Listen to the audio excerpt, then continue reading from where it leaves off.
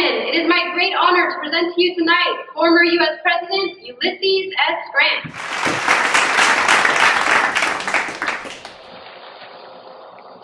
Would you share with our audience an interesting, amusing, or maybe a especially memorable experience from your childhood? Yes. When I was about 10 years old, I loved to be with horses, and I loved to play with them. I lived in Ohio in a place called Point Pleasant. There, I saw a special horse that I wanted very badly. It was only a colt at that time, but I knew that it would one day be a white stallion. And its mane glinted in the sunlight and fluttered in the wind. And I knew that I had to have it as my own. I told Mr. Ralston, the owner of the colt, that I would pay him $20 at the lowest for that colt. But if he didn't take my first offer, I would give him $22.50. But if he still did not accept that, I would give him $25. He accepted my first offer, and I received the colt happily. I took it gingerly and cared for it. I treated it very well, and not long after, I was already leading people across the country. I was made fun of for my lack of good trading skills, but I did not care what others thought. This is what helped me persevere. Who's been the greatest influence on your life, and why? Abraham Lincoln, I would say, has been the greatest influence on my life because he has always been there for me. And he stood up for me in front of people who spoke out against me. He even visited me during a war and did not fear death, apparently. He was always there for me up until the point that he was killed by a gunshot inflicted by John Wilkes Booth. He did not deserve to die the way he did, and I regret not being there to be able to save him, though I could not do anything and to be there in time to save him anyways, because I was in the middle of a war. And when and why did you decide to become President of the United States? I didn't want to become president, but almost all of America trusted me as their president more than they trusted Andrew Johnson, who was the current president of the United States after Lincoln had died. So I received a nomination from the people of America and accepted by sending a telegram, that contained a speech which ended with the words, "Let us have peace." These words would later on become very famous to America. These words were said to bring peace between the North and South. What was the most important thing that you accomplished as president? Well, the most important thing that I accomplished as president was that I defeated the Ku Klux Klan and severely weakened it. The Ku Klux Klan was an organization of terrorists who were trying to return African Americans to the dreadful acts of slavery that were going on during this time. This was obviously an evil organization, and it had to be put to an end immediately. So during my second term as President of the United States, I sent out the Justice Department to round up the Ku Klux Klan members. They rounded up about 1,000 Ku Klux Klan members, and this Klan did not regain its power until about the year of 1920, when by that time it was already a more expanded organization full of anti-Catholic, anti-immigrant, and anti-black members. Will you tell our audience how long you were president, in what year were you elected, and how many terms did you serve? I was president of the United States of America for about 8 years. I served 2 terms as president, and my first term started in 1869 and ended in 1872.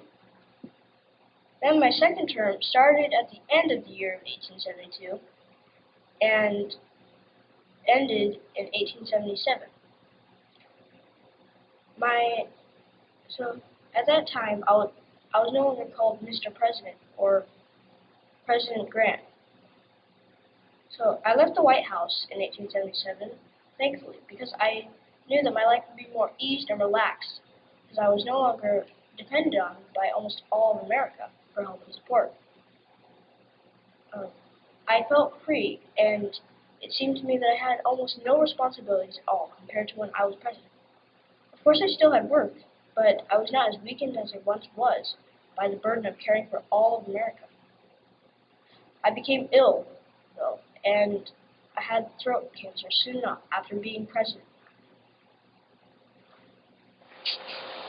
What do you want to do now that your term as president is over?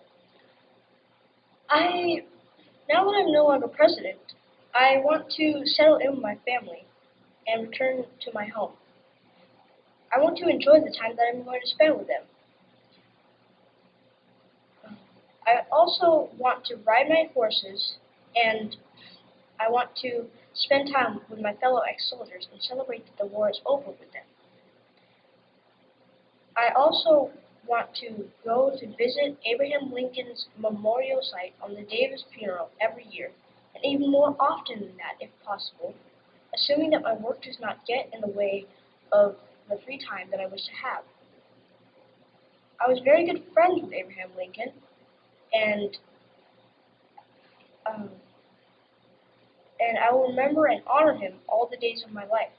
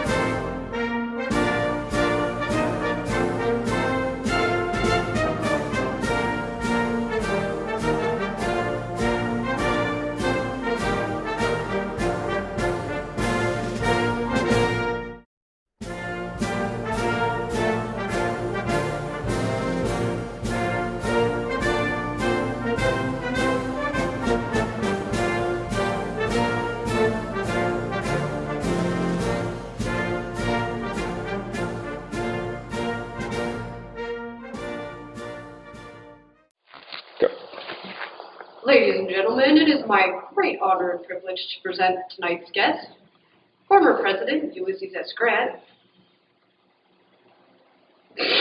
Go, keep going.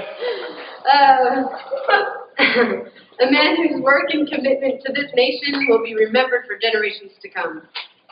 We hope this interview with our former president will allow us to learn more about his life and his contributions to our great nation. Will you please give a warm welcome to former President Mr. Ulysses S. Grant.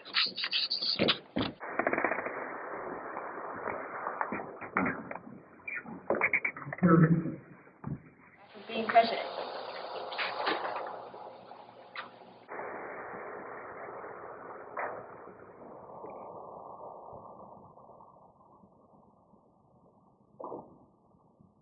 Burden of caring for all of America. I became ill not long after and had throat cancer soon enough after being president. I forgot one part.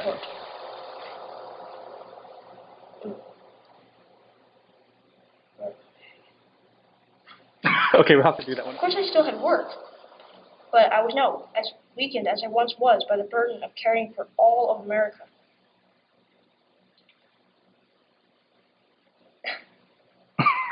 Okay. Will you tell our audience how long you were president, in what year were you elected, and how many terms did you serve? Anyway, I kind of screwed up my face.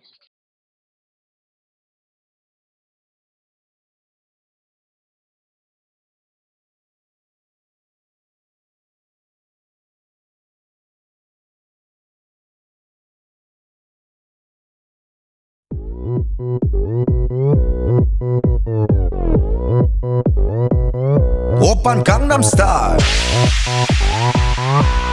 Gangnam Style.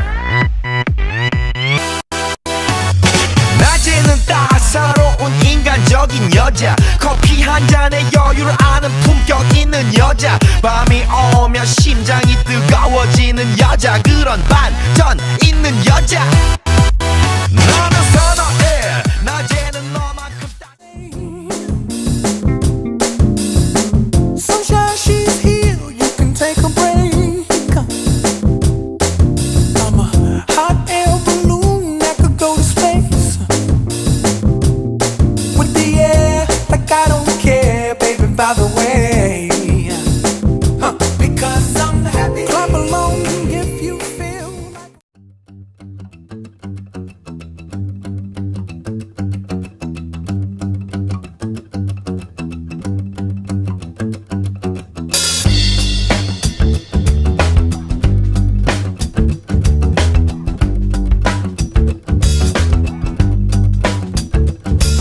The air was more than human and the heat was more than hungry, and the cars were square and spitting diesel fumes. The bulls were running wild because they're big and mean and sacred, and the children were playing cricket with no shoes. The next morning we woke up, man, with the 7-hour drive. Well, there we were stuck in Port Blair, where boats break and children stay. And there were so many fewer questions when stars were still just the hose to heaven. And there were so many fewer questions when stars were still just the hose to heaven.